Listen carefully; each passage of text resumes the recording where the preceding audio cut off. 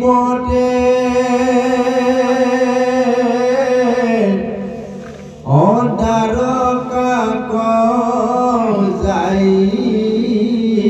বাক কৃষ্ণ ভৈলা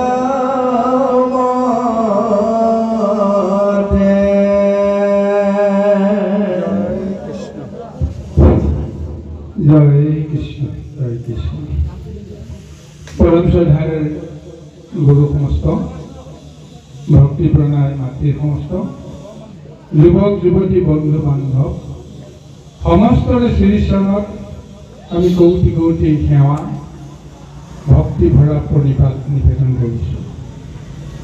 আমাৰ কাৰণে পৰম সৌভাগ্যৰ কথা যে আপোনালোকৰ অঞ্চলত অন্যান্য কৰ্মত আমি এই অঞ্চললৈ অহাটো বেলেগ কথা, কিন্তু ভাগৱতৰ সম্বন্ধত আজি আমাৰ প্ৰথম পদাৰ্পণ হৈছে। তাতে সন্ত সাধু মহন্ত গুৰু সমস্তৰ শ্ৰীচৰণ দৰ্শনৰ সুযোগটো ভগৱন্তী আমাক দিছে। এইখন আসনৰ উপযোগী আমি মুঠেই নহয়, কিন্তু হয়তো পূৰ্বজন্মৰ কিবা এটা সংস্কাৰ আছিল, যাৰ কাৰণে ভগৱন্তৰ কৃপা আপোনালোকৰ আশীৰ্বাদ এই সমস্তৰ কাৰণে আজি আপোনালোকৰ সন্মুখত বৈকুণ্ঠৰ এখন মহা আসনত উপস্থিত হোৱাৰ সৌভাগ্যৱান হৈছে। কিন্তু আমি আৰম্ভণিতে আপোনালোকৰ শ্ৰীচৰণত আমি নিবেদন কৰিবই লাগিব। মহাভাগৱতৰ মহাৰস তত্ত্ব উদ্ধাৰ কৰাটো আমাৰ দৰে সাধাৰণজনে কোনো কাৰণতে শক্তিসাধ্য নাই। কেৱল প্ৰভু ভগৱন্তে দিয়া শক্তিখিনিক আমি ব্যৱহাৰ কৰিবৰ কাৰণে প্ৰচাৰ কৰিবৰ কাৰণে যত্নহে কৰিম। দুখাটো কিন্তু অনেক হ'ব, আৰু এইকাৰণে আমি দুখাটোৰ কাৰণে ভয় কৰা নাই, সাহস কৰিছোঁ এইকাৰণে যে ঈশ্বৰৰ কথাহে ক'ম। ঈশ্বৰৰ কথা কওঁতে কিবা যদি ভুল হয় ভগৱন্তে কিন্তু ভুল নধৰে। সৰু সৰু ল'ৰাই মাত ফুটিবৰ কাৰণে যেতিয়া তনুত্থানত দুটা এটা শব্দ যেতিয়া উচ্চাৰণ কৰে, সেই শব্দকেইটা সকলোৱে ভুল বুলি জানে। যিটো ক'ব লাগে সেইটো ক'ব নোৱাৰে, কিবা এটা কয়, কিন্তু তেওঁ যে কিবা এটা ক'বলৈ যে যত্ন কৰিছে, গতিকে এই যত্ন কৰা ভাৱনাটোৰ কাৰণে তেওঁৰ মুখেৰে বাৰম্বাৰ সেই শব্দ এটা শুনিবৰ কাৰণে পচন্দ কৰাই ধৰি ঈশ্বৰৰ নামত যদি কিবা কাৰণত যদি সৰু সুৰা যদি কিবা এটা ভুল হয় ভগৱন্তে দুখ নধৰে। বোলে ভগৱন্তে যদি দুখ নধৰে তেতিয়াহ'লে ভকতে কিয় দুখ ধৰিব? ভকত আৰু ভগৱন্ততে একেই ৰূপ। গতিকে সেইটো সাহসতে যদি কিবা অজানিত ভুল ভ্ৰান্তি হয় আপোনালোকে নিশ্চয় আমাক শুধৰাই দিয়াৰ এটা পৰিৱেশ নিশ্চয় দিব। আমিও সেইটোকে আশা কৰি আসনত উপস্থিত হৈ এই পদৰ লগত সংগতি ৰাখি আমি বিষয়সমূহ আলোচনা কৰিবলৈ যাম।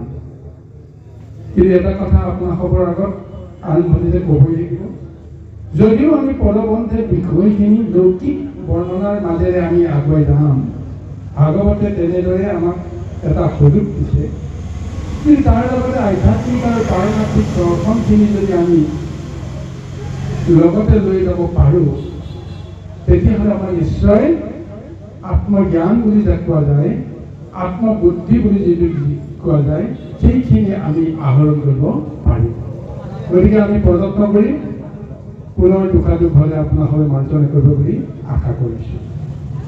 এই গুৰু সমস্ত ইতিমধ্যে মহাভাগৱতৰ প্ৰথম স্কন্ধত যি মহাজ্ঞান তত্ত্ব আজি দৰ্শন দিবলৈ গৈ আছে, আৰু এই প্ৰথম স্কন্ধত মহাপৰমায়ু তত্ত্বও ভগৱন্তে প্ৰদান কৰিছে।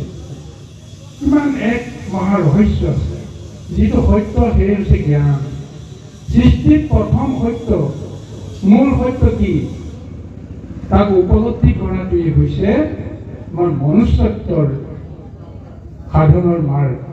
সেইখিনি যদি সম্ভৱ হয় তেতিয়াহ'লে আমি দূৰদৃষ্টি সম্পন্ন এক মহা শক্তি পাম। দূৰদৃষ্টি মানে কি?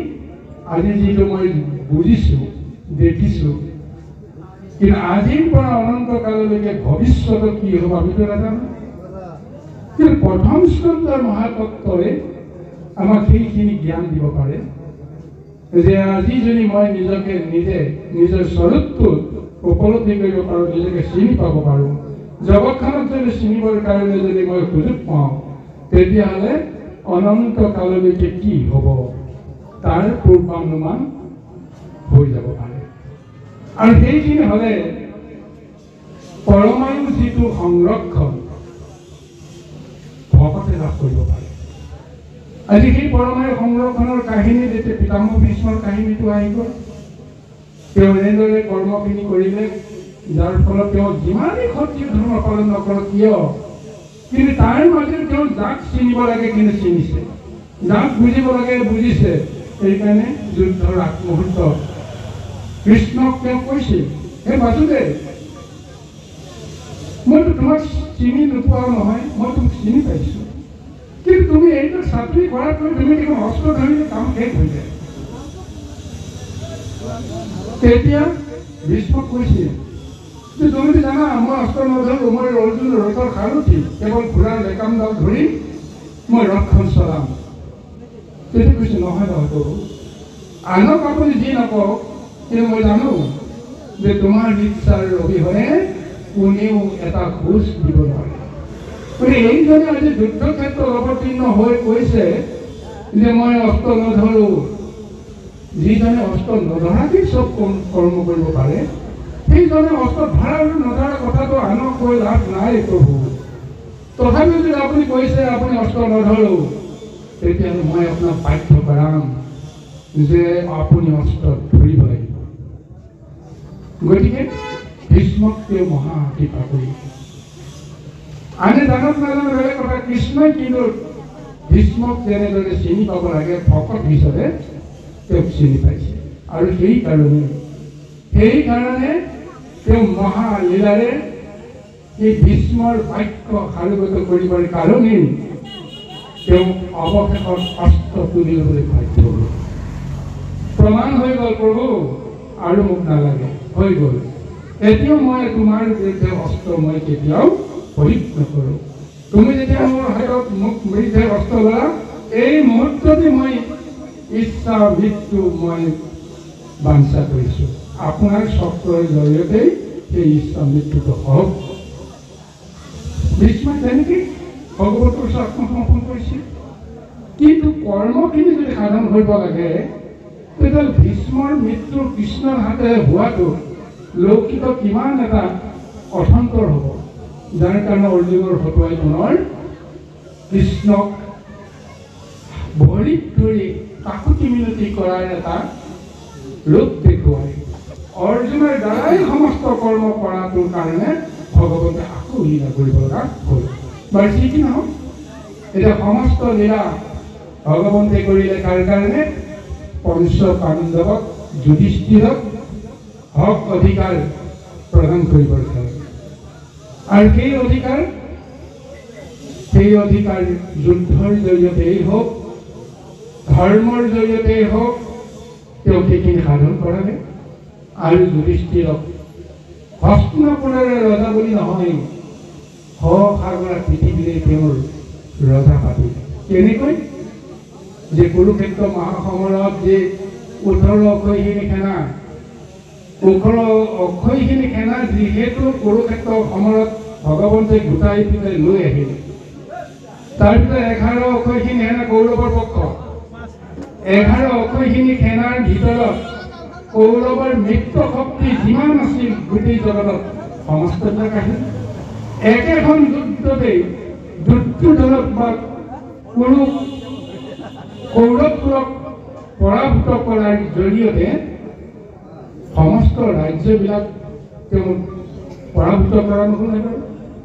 হস্তিনাপুৰৰ বাকীও অন্যান্য ৰজাসকলৰ সমস্ত শক্তি যিহেতু কুৰুক্ষেত্ৰত লয় হৈ গ'ল, তেতিয়াহ'লে ৰাজ্যৰ শাসনভাৰ যিজন ৰজাই পাব, সেইজনেৰে সমস্ত ক্ষেত্ৰখন নহ'বনে বাৰু?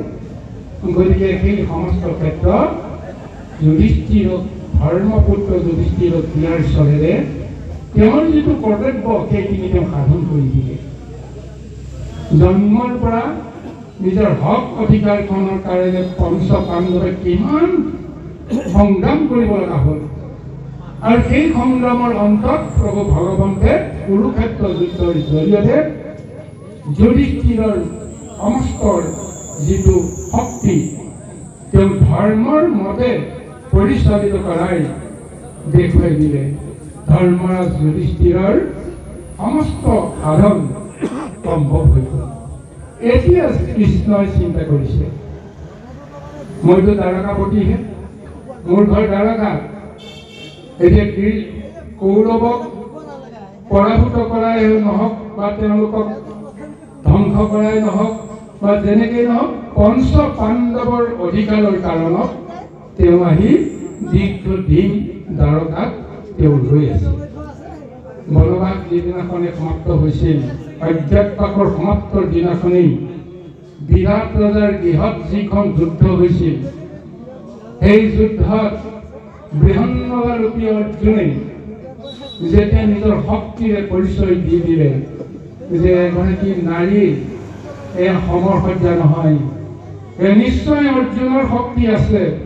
তাৰপিছত পিতামহ ভীষ্মই কৈ দিলে যে হয়, এইজন কোনো নাৰী নহয়, এইজন স্বয়ং সেই কুৰু কুলৰ গৌৰৱ মহাবীৰ অৰ্জুন। লগে লগে হুলস্থুল লাগি গ'ল। অজ্ঞাতবাস সমাপ্ত নহওঁতে পঞ্চ পাণ্ডৱৰ পৰিচয় পাই গ'লো। আকৌ 12 বছৰ বনবাস হ'ব লাগিব, আকৌ এবছৰ অজ্ঞাতবাস হ'ব লাগিব বুলি ভাৱনা কৰি দুৰ্যোধনকে আদি কৰি কৌৰৱসকলৰ আনন্দৰ জোৱাৰ উঠিছিল। তাৰপিছত পিতামহ ভীষ্মই তেওঁলোকক গালি পাৰিছে, তোমালোকৰ সমান মহামূৰ্খ নাই যে কিছু সময়ৰ আগতে অজ্ঞাতবাসৰ দিন সমাপ্ত হৈ গ'ল, কৰি গ'ল, এতিয়া তোমালোকে একো ক'ব নোৱাৰা। গুৰু দুৰ্ণয় সাক্ষী দিলে হয়, কৃপাচাৰ্যই সাক্ষী দিলে হয় যে কৃপাচাৰ্য গুৰু দুৰ্ণ ভীষ্মই কৰাৰ পিছত এইটো কেতিয়াও মিছা হ'ব নোৱাৰে। তাৰ পিছতে কৃষ্ণই আহি পঞ্চ পাণ্ডৱক লগ কৰিছে আৰু সেইখিনি পৰাই কেনেকৈ পঞ্চ পাণ্ডৱৰ হক অধিকাৰ দিয়া হওক, সকলো কোণতে ছাঁৰ দৰে কৃষ্ণই তেওঁলোকৰ লগত থাকি গোটেইখিনি যোজনা সমাপ্ত কৰি এতিয়া ভীষ্মকো মহামুখ্য প্ৰদান কৰিলে আৰু সসাগৰা পৃথিৱীক ধৰ্ম প্ৰতিষ্ঠাৰ কাৰণে যুধিষ্ঠিৰক যিটো দায়িত্ব দিলে। এতিয়া তেওঁ চিন্তা কৰিছে, এতিয়া মোৰ কৰ্ম হস্তিনাপুৰত শেষ, এতিয়া মই নিজৰ ভূমিলৈকে যাব লাগিব। দ্বাৰকাত এতিয়া মোৰ কাৰণে অপেক্ষা কৰি আছে। এয়াই হৈছে পদৰ মাধ্যমেৰে যিটো বৰ্ণনা আমাক দিছে। ইয়াৰ পিছৰ পদলৈকে আমি যাম। বা কওকচোন প্ৰভু। আপোনাৰ এই বাক্যত এটা কথা যে 11 উক্ষণি আৰু সাধু ইয়াৰ নিশ্চয় ভিতৰুৱা কিবা তত্ত্ব আছে, সেইখিনি অকণমান জানাৰ বাবে আমি ইমান ভিতৰলৈকে যাব পৰা আমাৰ শক্তি সামৰ্থ্য নাই দেই গুৰুসকল। কিন্তু এটা কথা লক্ষ্য ৰাখিব লাগিব, গুৰু 18 আৰু 11 লগ লাগিলে কি হ'ব? 18 হয়নে? 18 মকাম হয়। আৰু 11 অক্ষয়খিনি সেনাৰ শব্দটো কি বুজায় যে আমাৰ যি বিষয়ত আমাৰ 10 ইন্দ্ৰিয় আছে, 10 ইন্দ্ৰিয়ৰ লগত মনটো লগ লাগিলে কি হ'ব? 11 হয়। যদি সেই 11 অক্ষয়খিনি সেনা দেহৰ ভিতৰত যদি নানান ধৰণৰ কোলাহল সৃষ্টি কৰিব বিচাৰে, তেতিয়াহ'লে কি হ'ব পাৰে? কিন্তু তাৰ পৰিৱৰ্তে পাণ্ডৱকুলত কি আছে? মাত্ৰ 7 অক্ষয়খিনি সেনা। প্ৰকৃতিৰ সংগটোৰ বাহিৰে আৰু তেওঁলোকৰ একোৱে নাই, হয়নে? প্ৰকৃতিৰ যিটো সপ্তগুণ, সপ্তগুণৰ সমাহাৰ, সেইখিনি বাহিৰে উদাৰতাখিনি বাহিৰে পাণ্ডৱৰ একোৱেই নাই। চাওকচোন বাৰু, বায়ুমণ্ডলত যেতিয়া কিনকৈ বৰষুণ পৰে, যেতিয়া মেঘৰ কণিকাবিলাক, পানীৰ কণিকাবিলাকত যেতিয়া সূৰ্যৰ ৰশ্মিটো পৰি যায়, ৰামধেনুৰ ৰংটো আমাৰ চকুত ধৰা পৰে। সেই ৰামধেনুৰ ৰংটো ক'ত আছিল? বাকীটো ফৰকাও সময়তো সেই ৰামধেনুক আমি দেখা নাপাওঁ, কিন্তু ৰামধেনুৰ 7টা ৰং বায়ুতে লুকাই আছে। যেতিয়া সময় হ'ব সেই ৰংটোৱে ধৰা দিব, পৰিৱেশ যেতিয়া আহিব, পৰিস্থিতি যেতিয়া আহিব, এই ৰঙে সকলোকে আলোকিত কৰিব। তদ্ৰূপ আজি পঞ্চ পাণ্ডৱৰ জৰিয়তে যি সপ্ত অক্ষয়খিনি সেনা, এই অক্ষয়খিনি সেনাই আমাৰ চিত বুদ্ধি মন এই সমস্ত ধৈৰ্য সহ্যৰ জৰিয়তে যি এক মহাশক্তি প্ৰদান কৰিছে সেইখিনি বাহিৰে তেওঁলোকৰ একো নাই। চাওক কিমান ধৈৰ্য ধৰিছে। শেষত অৰ্জুনে কৈছে যে হে প্ৰভু, যে এখন যুদ্ধ মই নকৰোঁ। কিয় নকৰোঁ? যে এইখন যুদ্ধ কৰিলে মোৰ অন্যায় হ'ব। কিয় অন্যায় হ'ব? যে মই ভাই ভাতৃ সমস্ত পিতৃ পুৰুষ সমস্তক মই মাৰি মই কি পাম? মানৱীয় আত্মবোধেৰে তেওঁ এই চিন্তাটো কৰিছে। লাগে মোক একোৱেই নালাগে, তথাপিও মই মোৰ বংশ মই নিজ হাতে ধ্বংস কৰিব নোৱাৰোঁ। এই মানৱীয় অনুভূতিৰে অৰ্জুনে কৃষ্ণৰ ওচৰত নিবেদন কৰিছে। এইকাৰণে কৃষ্ণই তেওঁৰ ওচৰত সঁচাকৈ কৃতকৃত হৈছে। সঁচাকৈ তুমি পূৰ্ণ মানৱ, মানৱৰ যিমানখিনি গুণ আছে, চৰিত্ৰ আছে, স্বভাৱ আছে, সেইখিনি তোমাৰ দায়িত্ব হৈ গ'ল। গোটেই জীৱনটো তুমি ভিক্ষা কৰি খাবা, কোনোবাই তোমাক মাৰিব আহিলে তুমি সহ্য কৰিবা।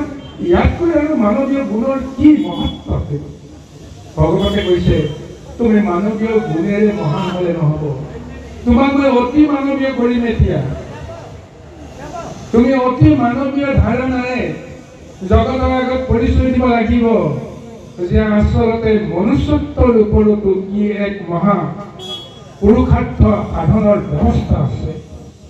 গতিকে এইকাৰণে প্ৰভু ভগৱানে গীতা দানেৰে তেওঁক বাহিৰে ভিতৰে সমস্ত শক্তিৰে তেওঁক এক মহান শক্তিত পৰিণত কৰিলে।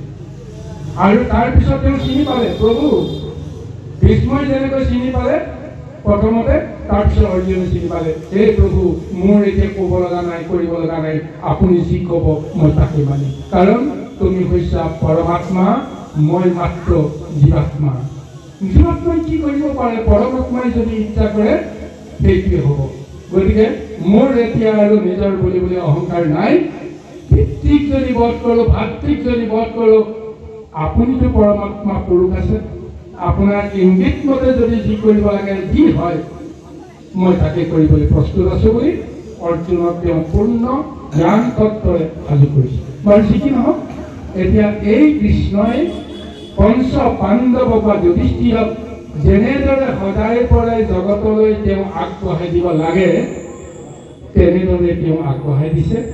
এতিয়া তেওঁলোকক ধৰ্মৰ পন্থৰ কৰ্মখিনি নিৰ্বিবাদে নিজৰ চিন্তাধাৰাৰে কৰিবৰ কাৰণে যে ভগৱন্ত পুৰুষজন তেওঁলোকৰ পৰা আঁতৰি আহিবৰ কাৰণে প্ৰযত্ন কৰিছে বা বিদায় ল'বলৈ প্ৰযত্ন কৰিছে। এই লৌকিক বিদায়হে, কিন্তু আচল আধ্যাত্মিক পাৰমাৰ্থিক বিদায় হ'ব নোৱাৰে। গতিকে এই কথাখিনিকে আমাক জ্ঞান তত্ত্বৰে দৰ্শন দিছে। আহক এতিয়া পৰৱৰ্তী পদৰ জৰিয়তে কি বৰ্ণনা আহে আমি তাৰ মাজেৰে চাহ কৰোঁ। কৃষ্ণ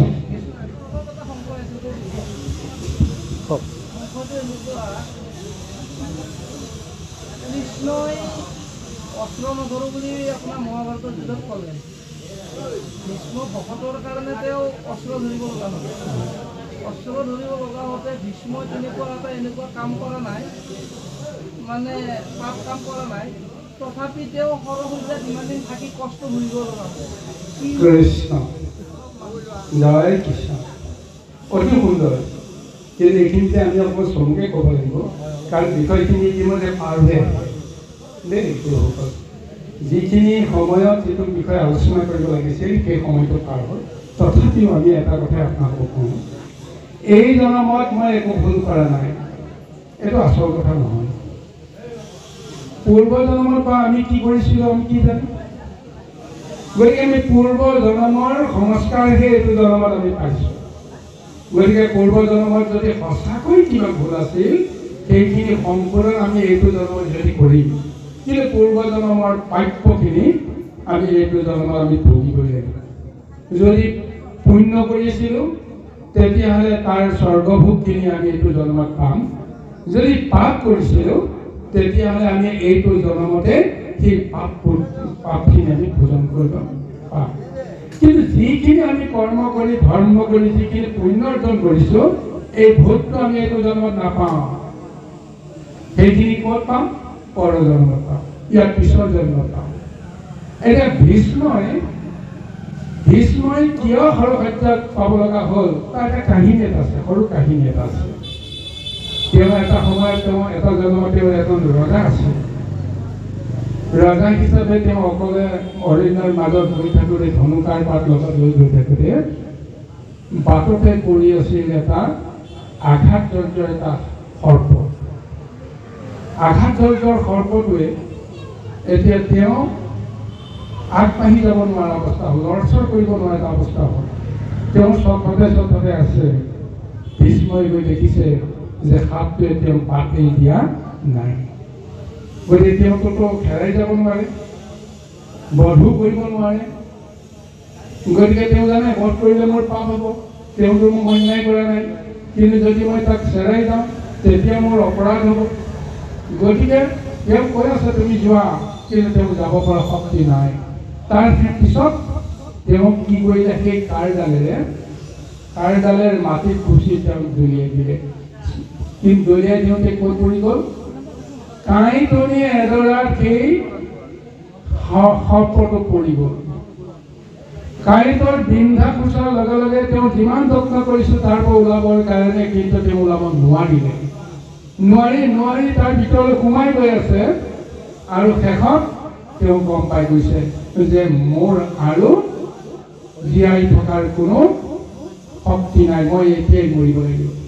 এইকাৰণে সেই সময়তে সেই ভীষ্মক তেওঁ অভিশাপ দিছিল যে হে দুৰ্যোধন ৰজা, আজি বিনা অপৰাধত তুমি মোক আজি কাঁইটত পেলাই ষড়বিদ্ধ কৰাই আজি মোক মৃত্যুৰ যন্ত্ৰণা তুমি দিলা। তুমি এদিন তুমিও এই মৃত্যুৰ যন্ত্ৰণা লৈ সংসাৰৰ পৰা তুমি গুচি যাব লাগিব।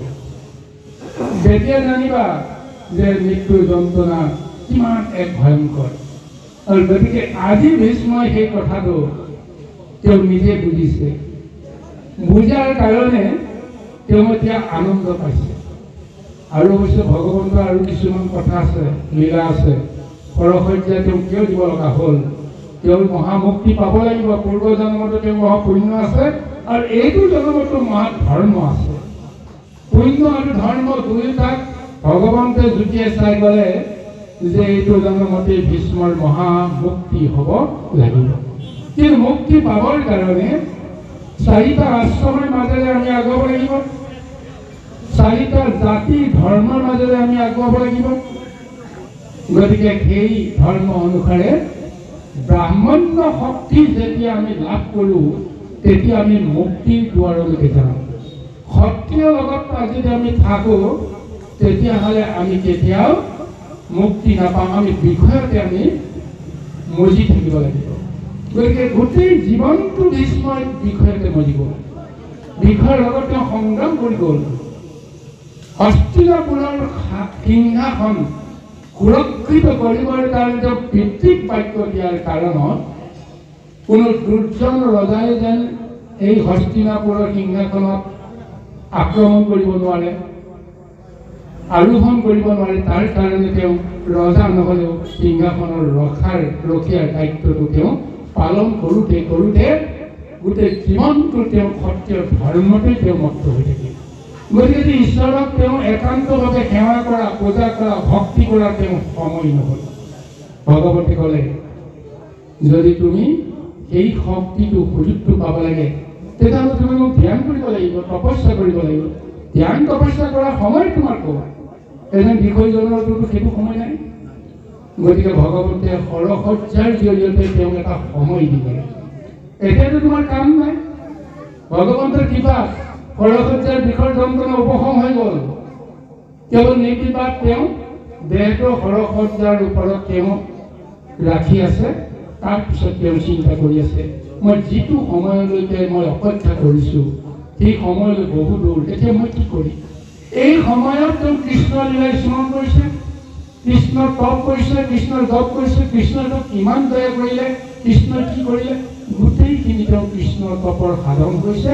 সাধন হোৱাৰ পিছত ভগৱন্তে এটা নিৰ্ণয় দিছে যে এওঁৰ এতিয়া সময় হ'ল। গতিকে মই এওঁৰ ওচৰলৈকে নগ'লে তেওঁ মুক্তি নাপাব। গতিকে নানা ধৰণৰ লীলা দেখুৱাই যুধিষ্ঠিৰৰ আৰু ভীমকে আদি কৰি সমস্তকে সাক্ষী কৰি এতিয়া ভীষ্মৰ ওচৰলৈ তেওঁ আহি দৰ্শন দি তেওঁ মহা কৃপা কৰি তেওঁ সংসাৰৰ পৰা মুক্ত কৰাই দিছে। এয়াই হৈছে পৰমাৰ্থিক আৰু আধ্যাত্মিক লীলা। বাৰু আহক আমি পৰৱৰ্তী পদলৈকে আগবাঢ়ো। কৃষ্ণ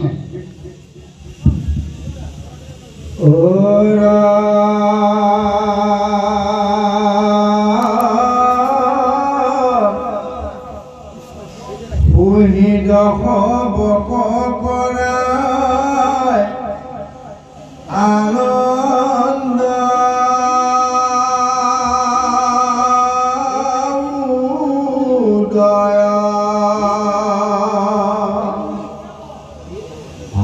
হস্তিনাপুরত বসি মাসকতি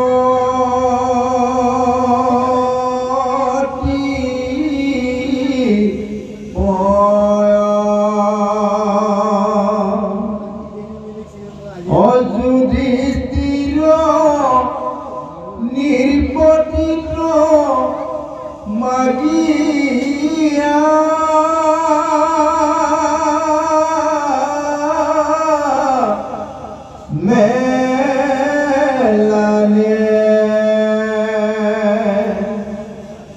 কুন্তি কুকরিলা শান্ত বুলি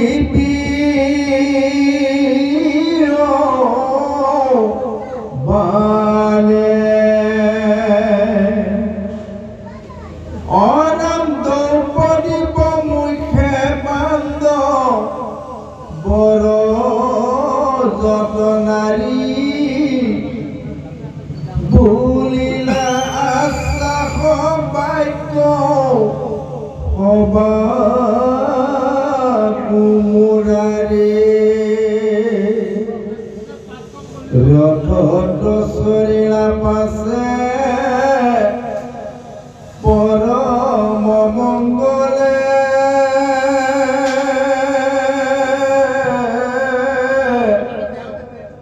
কৃষ্ণর বিয়োগ দুখে পাণ্ডব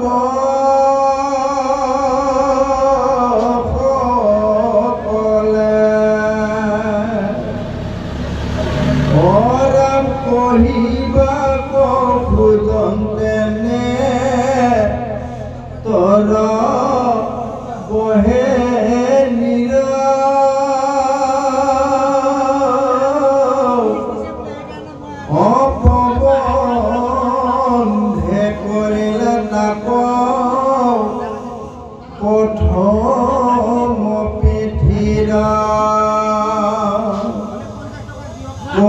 দয়ালিঙ্গন কত অপনা মন্ত্ৰ মাথে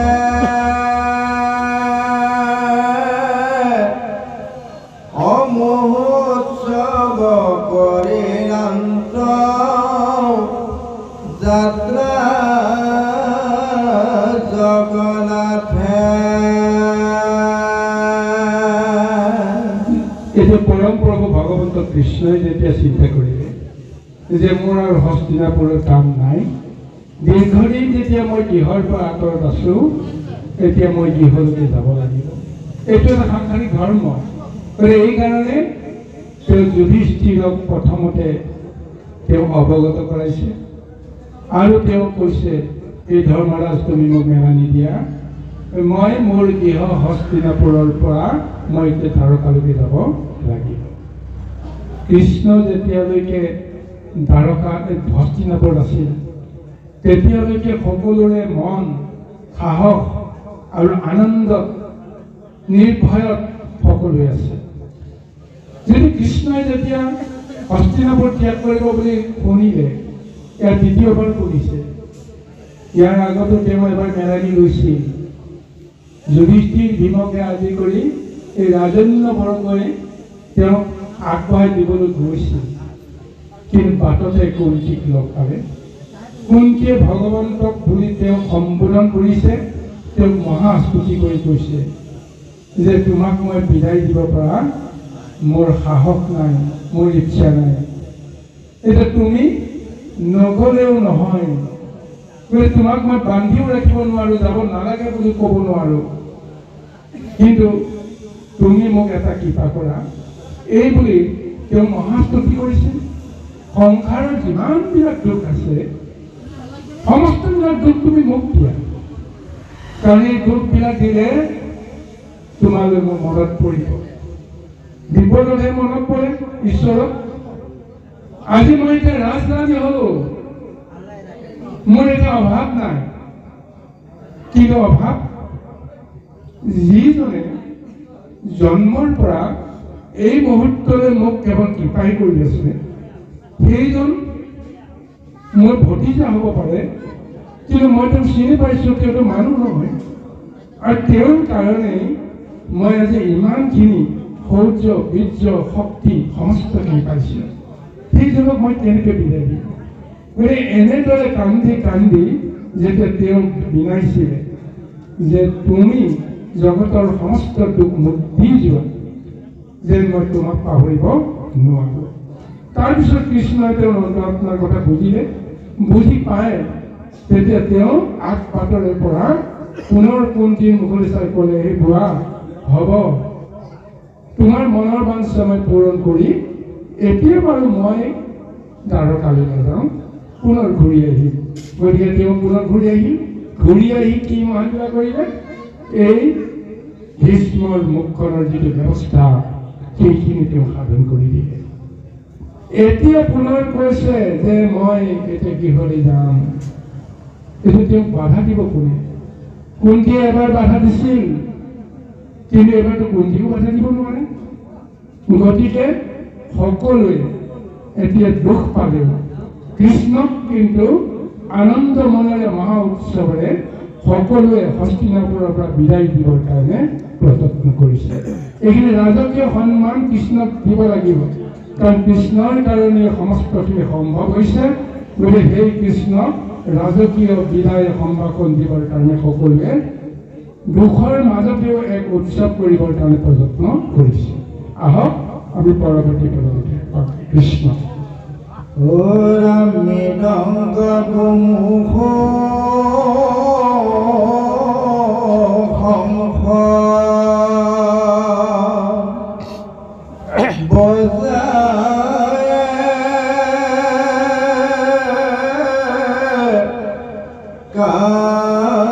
কাহাল দিন্দি মদকৰ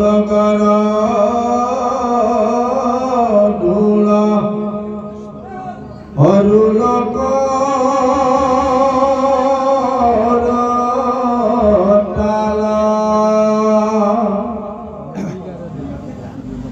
অৰণ সিংহ চন্দ্ৰদণ্ড ছত্ৰ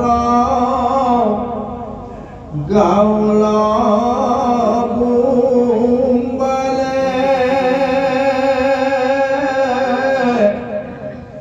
চলি যায় সেনা হব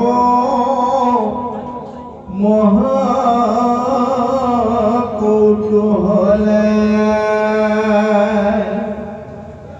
অৰ্জুনে ধৰিলা ছত্ৰ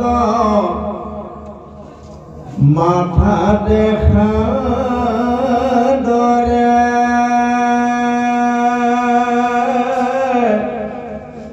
উদ্ৰৱ প্ৰতি বিংশে ঢল মৰে চৰিয়াগি হত যত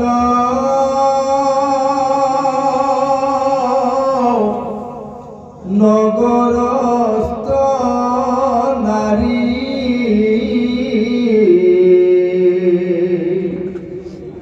ক্ষীৰত বৰেকে পুষ্প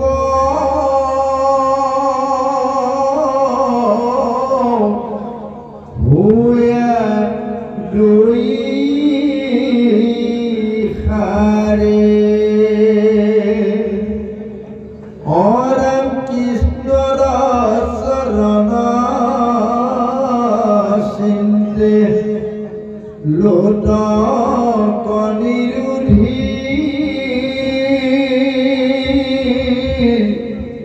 কটু প্ৰেমে কহে কথা সখী কম বুদ্ধি নকৰিবা প্ৰাণ সখী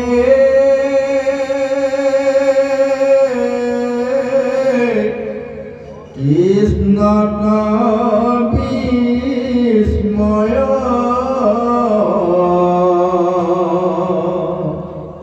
সাক্ষাতে চৰয়ন্তে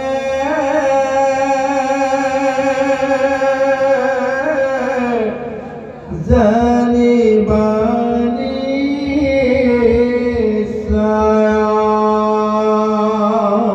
কৃষ্ণক ৰাজত্ব বিলাই দিবৰ কাৰণে যুধিষ্ঠিৰ বা হস্তিনাপুৰবাসীয়ে প্ৰযত্ন কৰিছে।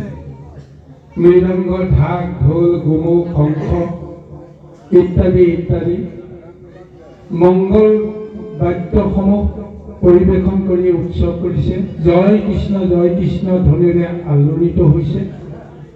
আৰু লগতে সেই কৃষ্ণক লাহে লাহে যেতিয়া আগুৱাই লৈ আহিছে, তেতিয়া দেখা গৈছে অৰ্জুনে কৃষ্ণৰ মূৰত তেওঁৰ ধৱল ছত্ৰ ধাৰণ কৰিছে।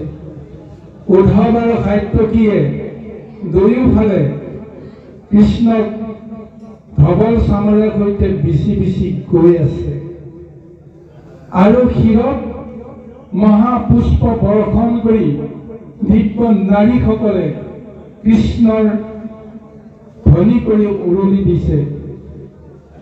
নানা ধৰণৰ নৃত্য গীতেৰে সুগোভিত কৰি এক মহা মাংগল্যময় এক সমাৱেশ গঢ়ি উঠিছে হস্তিনাপুৰত।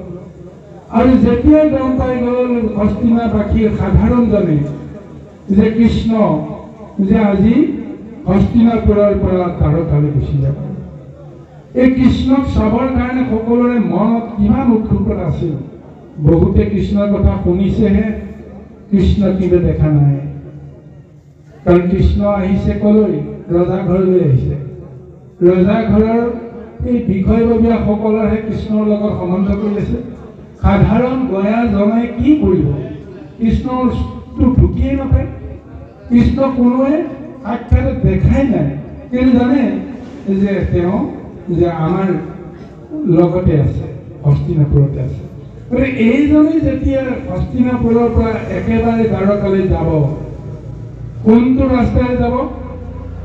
এতিয়া আগৰ দৰে এতিয়াৰ দৰে হোৱাহেঁতেন এৰোপ্লেনেৰে উৰি গুচি গ'লহেঁতেন, কোনেও দেখা নাপায়, হয়নে নহয়?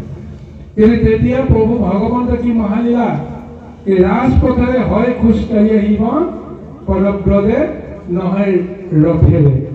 এই দুটাৰ প্ৰক্ৰিয়াৰ মাজেৰে যেতিয়া গমনাগমন হয়, যাত্ৰা চলে।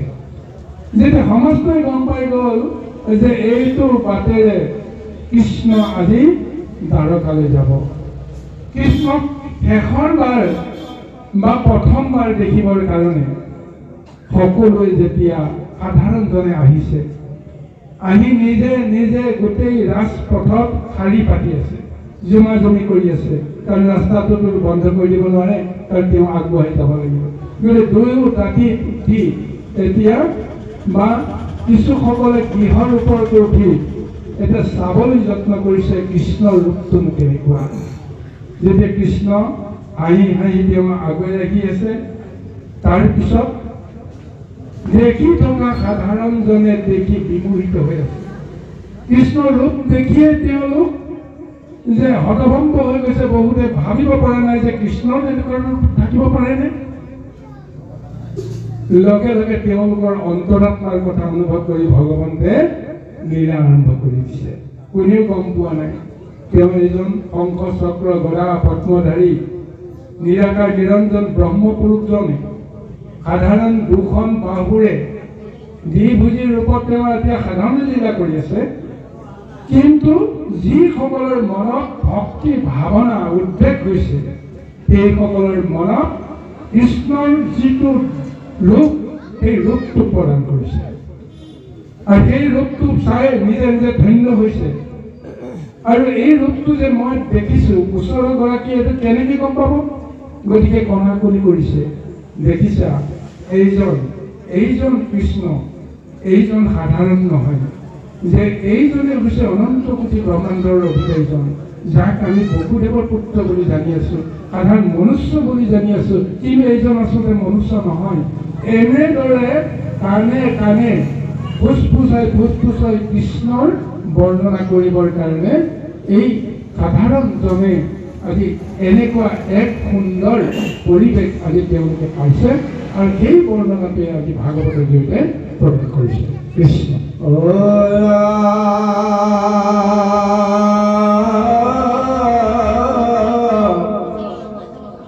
মহাপলাত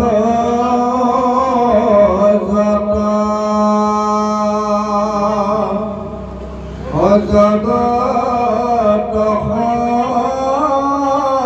হৰে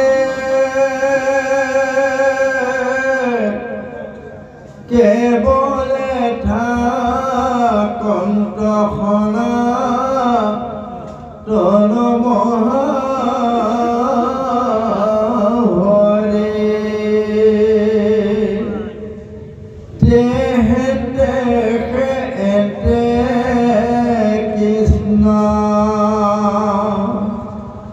জানিবা নিশ্চয়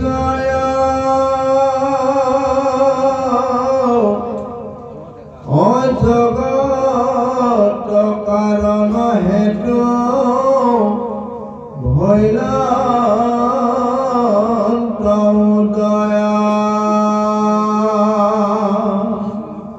মায়াৰ হাতত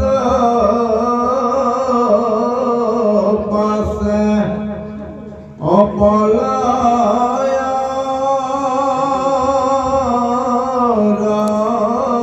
ৰৱন্তে জগতকে সজন্ত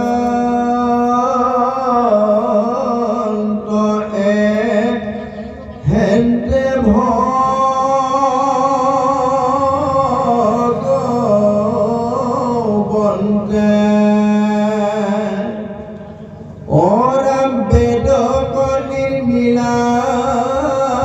কৰ্ম কৰাইবা কপতে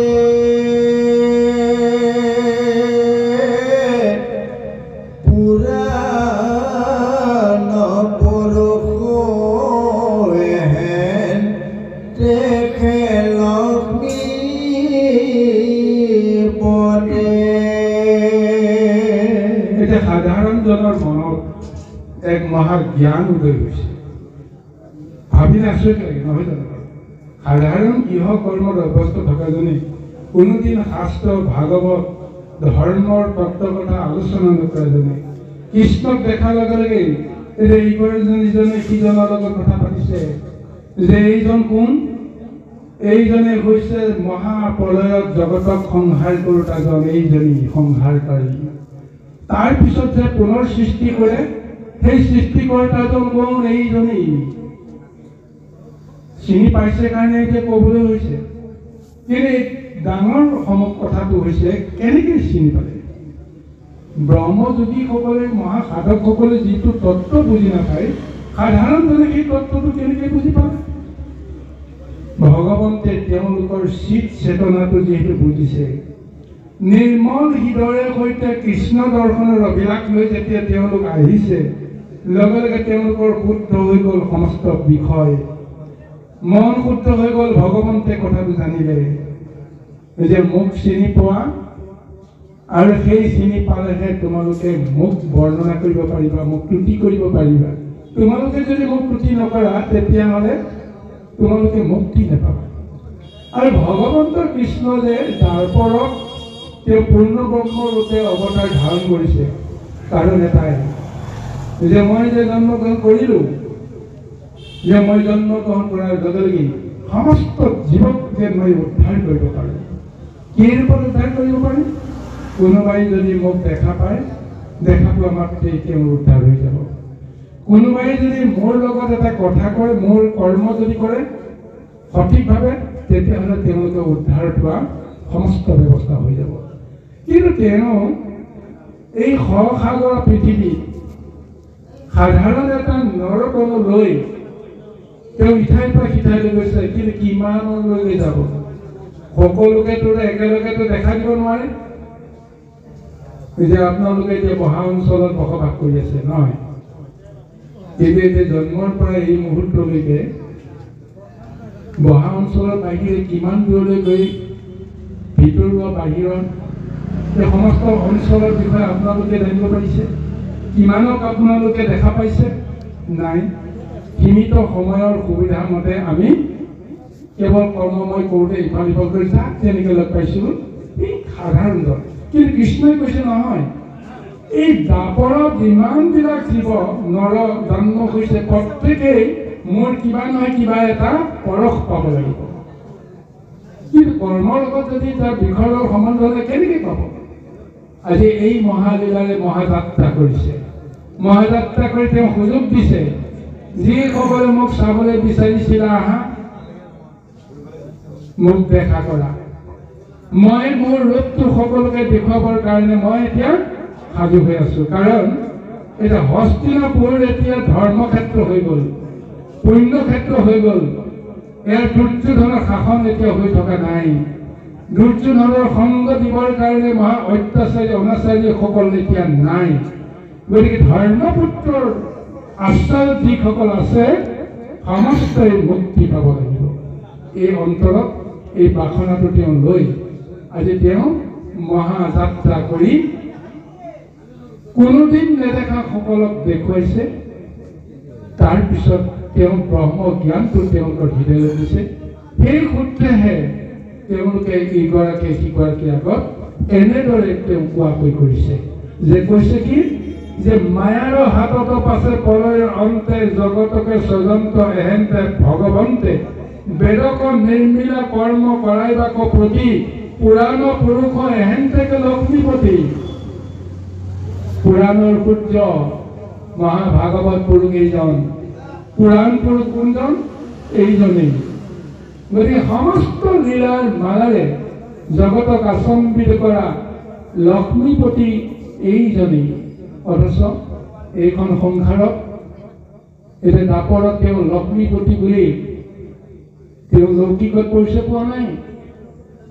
লক্ষ্মী ৰূপত এতিয়া এই ভাৰ্যাসকলক তেওঁ বিবাহ কৰিছে, সেইটো বেলেগ কথা। কিন্তু ৰুক্মিণীক ৰুক্মিণী বুলিয়ে জানে, জাম্বন্তী সত্যভামাক সেই ৰূপেৰে জানে। জনাসকলে বুজে সেয়া যে লক্ষ্মীৰ অৱতাৰ।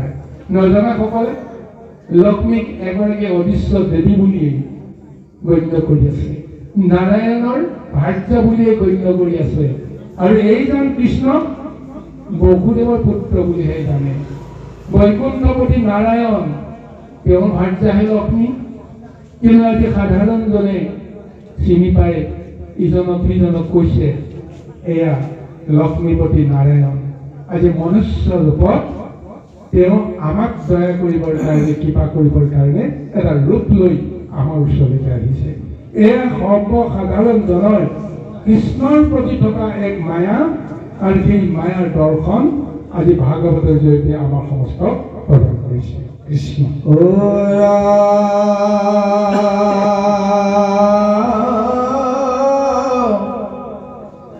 জ্ঞান পথে নপায়াঙ্ক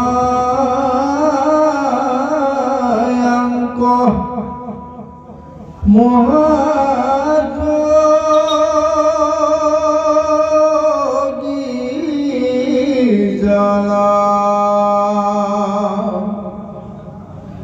অয়ানে নাম গুণ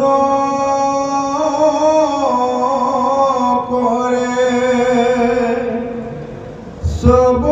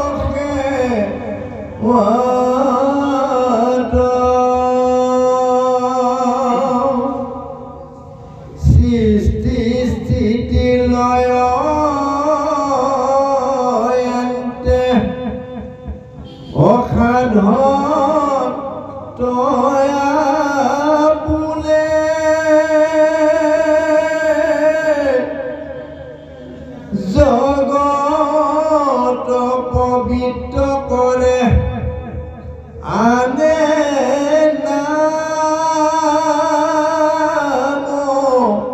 গুণে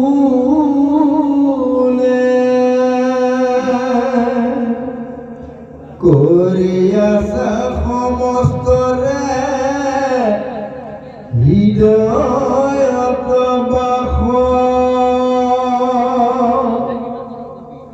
আহকন জানি জীৱ হুৱে সৰ্বনাশ। কিমান তত্ত্ব কথা ইয়াত ব্যক্ত কৰিছে চাওক। সাধাৰণজনৰ মনত এইবিলাক ভাৱনা অহাটো কিমান আশ্চৰ্যজনক।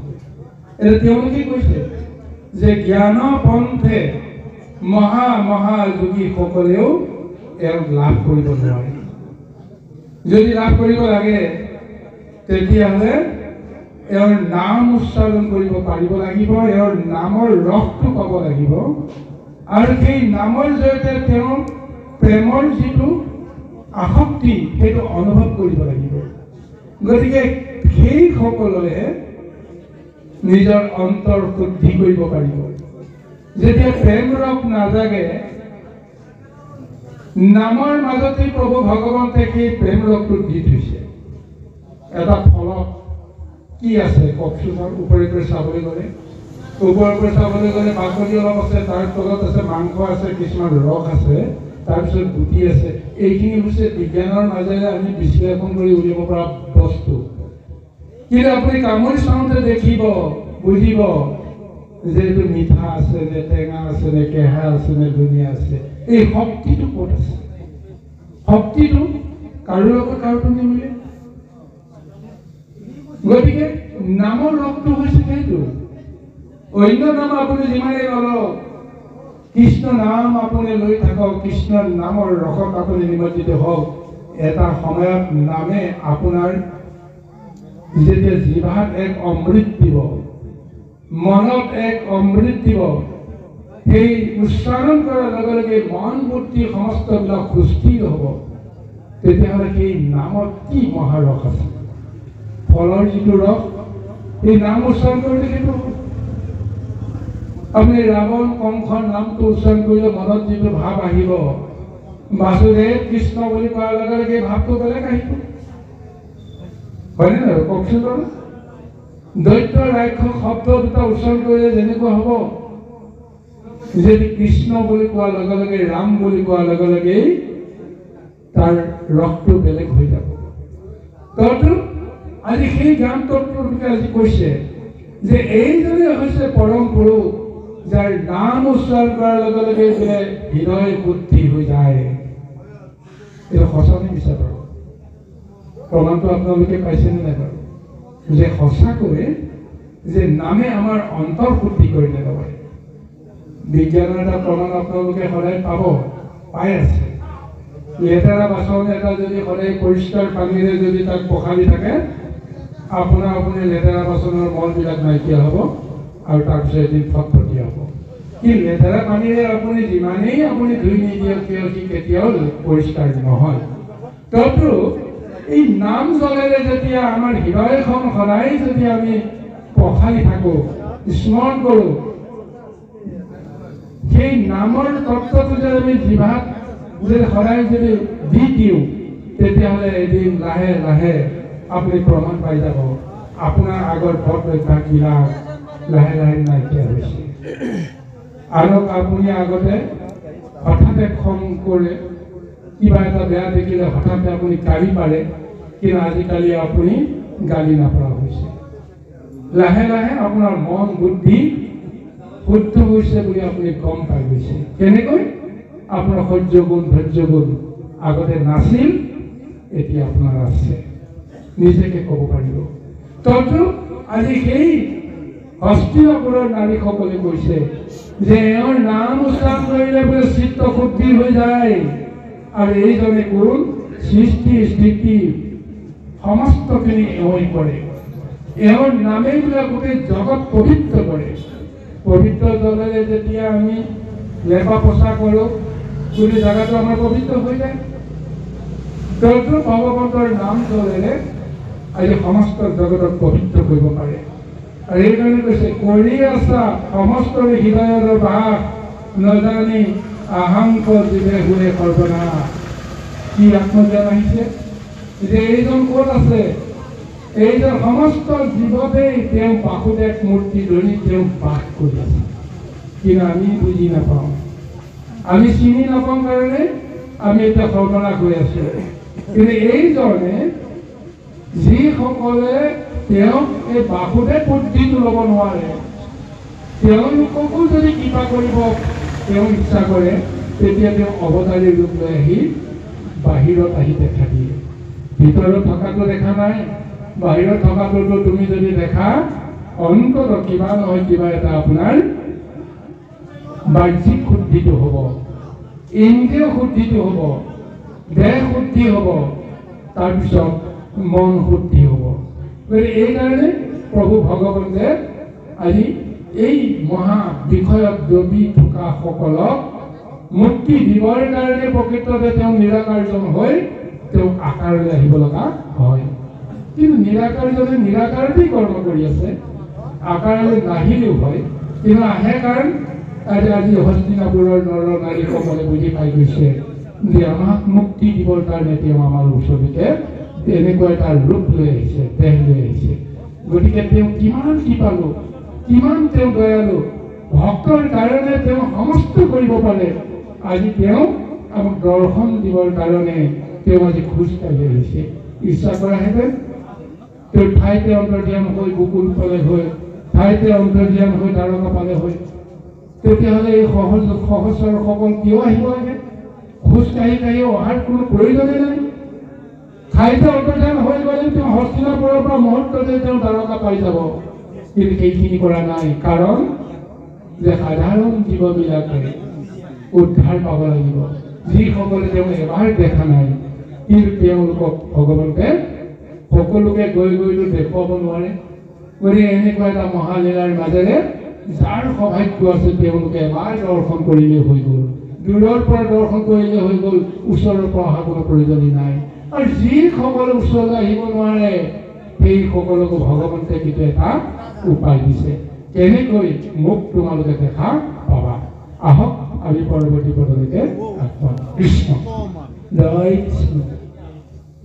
যে তেতিয়া প্ৰভু ভগৱন্ত অৱতাৰ লৈ সমস্তৰে মুক্তি কাৰণ হ'ল। আপুনি পাঠত আগতো ব্যাখ্যাত আগতো কৈ গৈছে, এতিয়াও আকৌ এই কথাটো উত্থাপন কৰিছে যে কথা হ'ল কি,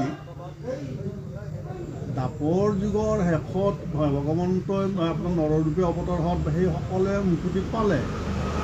আপোনাৰ কৌৰৱ হওক, পাণ্ডৱ হওক বা গয়া হওক, সকলোৱে মুক্তি পালে। আজি আমি কলিযুগত কেনেকৈ মুক্তি পাম? জয় কৃষ্ণ। অতি সুন্দৰ।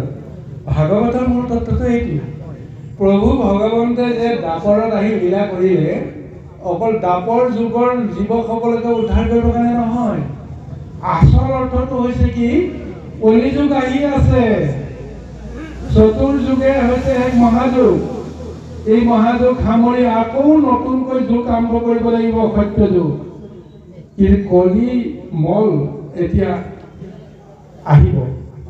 সত্য যিটো শুদ্ধ ভাৱনা আছিল, সেই শুদ্ধ ভাৱনাত অকণমান কালিমা লাগিল তেতা, তেতাৰ পৰা আৰু অকণমান কালিমা লাগিল দ্বাপৰত, আৰু তিনিটা যুগৰ মহাকালিমা আহি কলিত লগ লাগিব। ভগৱন্তে কৈছে মইতো কলি যুগত মই নিজৰ স্বৰূপ লৈ পেলাই নাযাওঁ, কিন্তু কলি শেষত মই কল্কি লৈ পেলাই অৱতাৰ লৈ মই মাৰিবহে যাওঁ। লোককে দেখুৱাই কৈছে, কিন্তু মাৰাৰ চৰে প্ৰভু ভগৱন্তে কিন্তু মুক্তি দিবৰ কাৰণে আহিব।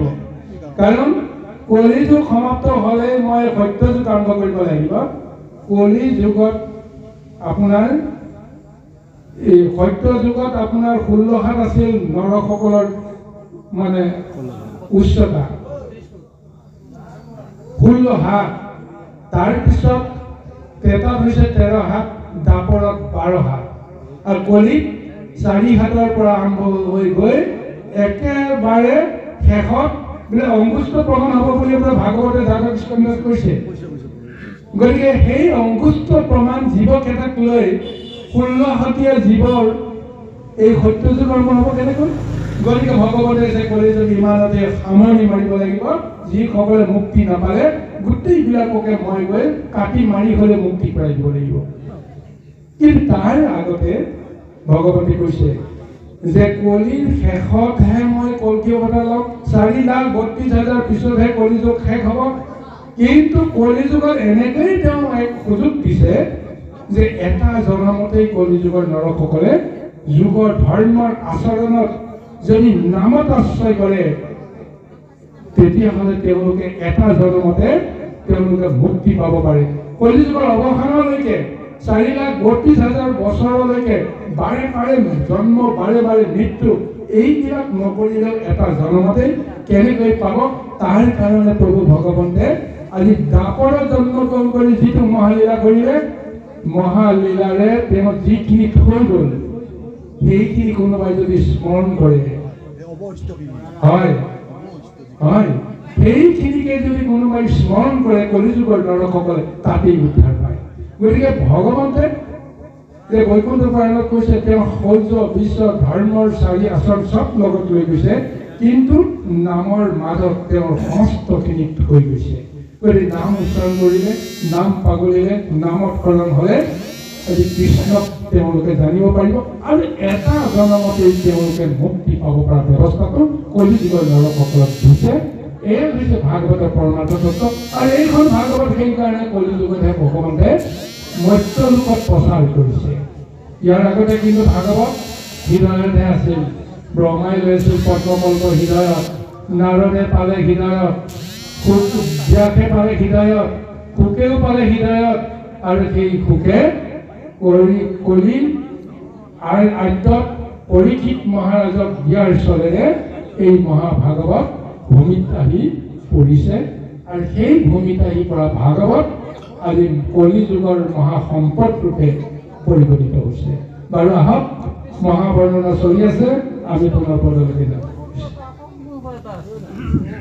পদৰ লগত সংগতি ৰাখিবলৈ গুৰুসকল। এনেকুৱা আপুনি যিহেতু ক'লে নাম 4 যুগৰ কথা ক'লে, 4 যুগত, সত্য যুগত ধ্যান, ত্ৰেতা যুগত যজ্ঞ, দ্বাপৰত পূজা আৰু কলিত নাম। এতিয়া নামটো আপুনি কলিত, কিন্তু ধ্যান বুলি কৈ প্ৰহ্লাদে আমাক দেখুৱাই থৈ গ'ল, অকল তেওঁৰ নাম লৈ লৈ লৈ লৈ গ'ল। এতিয়া যেনেকে হৃদয়ংগম হৈ বাকী কেইজনে পালে, প্ৰহ্লাদে কিন্তু আপোনাৰ নাম লৈহে পালে, তেওঁতো অকল নাম লৈ লৈ পালে। কিন্তু অলপ সংশয় হৈ থাকিল মানে। জয় কৃষ্ণ।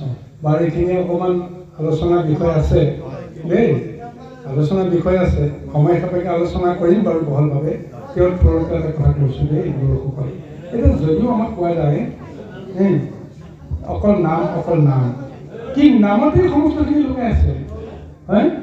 অষ্টাংগ যুগৰ কথাটো যদি আপোনালোকে কয়, নৱবিধা ভক্তিৰ কথা যদি কয়, তেতিয়াহ'লে নৱবিধা ভক্তি এটা ভক্তিৰ লগতে সম্বন্ধ হৈ যায় দেই। যেতিয়া তেওঁ ধ্যান আহিব, যেতিয়া ধাৰণা আহিব, ধ্যান আৰু ধাৰণাতে সমস্তখিনি আহিব, স্মৰণখিনি আহিব। গতিকে মূল বস্তুটো হৈছে নাম। আপুনি মুখত নাম ল'লে নহ'ব নহয়। আপোনাৰ মুখে লোৱা নাম হৃদয় ধৰা কাম, কিয় কৈছে? মুখে লোৱা নাম হৃদয় ধৰা ৰূপ। গতিকে নামটো ল'লে নহ'ব নহয়। এই নামতেই সমস্তখিনি জড়িত হৈছে। ধ্যানখিনিও আছে, তাতে স্মৰণখিনিও আছে, ধাৰণাখিনিও আছে, ভক্তিখিনিও আছে, সমস্তখিনি সেই নামৰ ৰসতে সোমাই আছে দেই।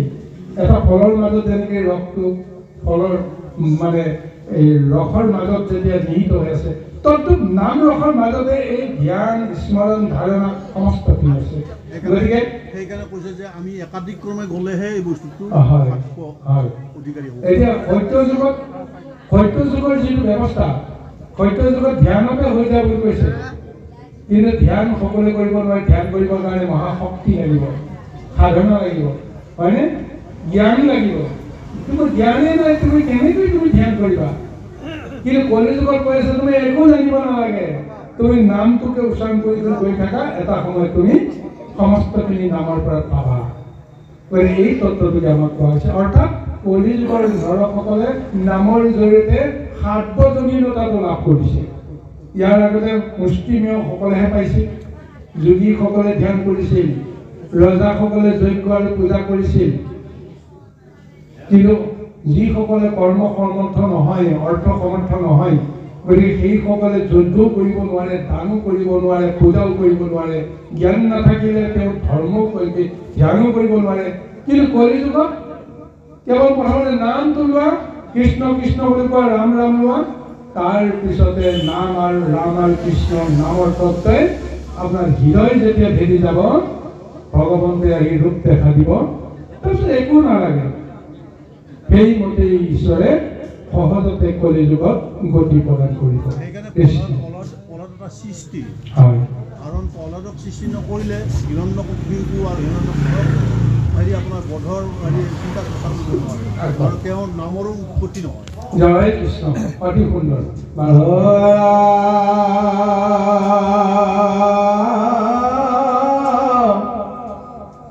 প্ৰিয় পদা জয়খানিটো জনৰাজা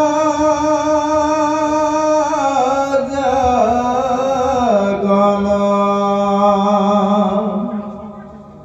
সুন্দৰ অৱতাৰ তেবে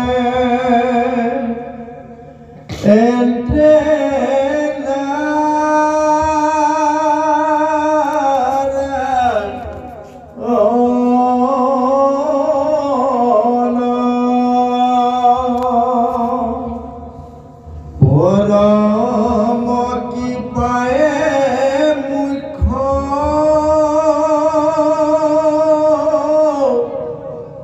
দেন্ত ভকতক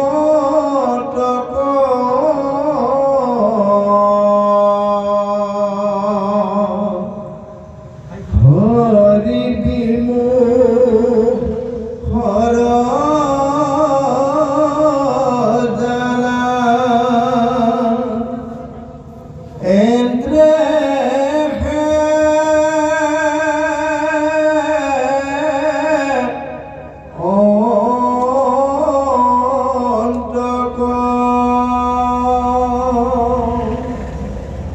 কিনো পুণ্যবন্ত ভাগ্যবন্ত যদুকুল যাহাত জন্মিল জগতৰ আদি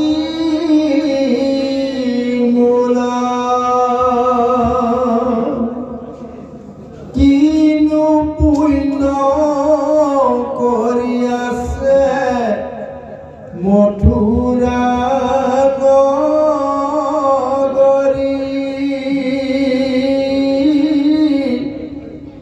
চৰণে ভমিলা জাত অয়েন্তে মহা